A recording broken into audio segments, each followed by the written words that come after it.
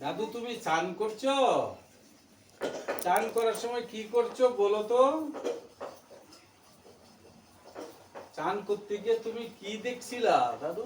একটা একটা প্রাণী, ওকে আমি বাঁচিয়েছি ওই প্রাণীকে। ও প্রাণীটাকে তুমি বাঁচিয়ে দিছো? কিভাবে বাঁচাইলা?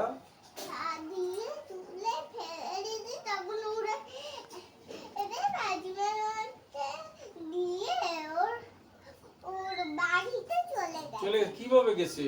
কোথায় ছিল প্রাণীটা? বাড়িতে তখন আমি দিয়ে তুলে ফেলে দিয়েছি রাজবাড়ির মাঠে। আমাকে ঘুরে ঘুরে তখন চলে গেছে। যাওয়ার সময় তোমাকে টাটা দিচ্ছে এরকম করছে?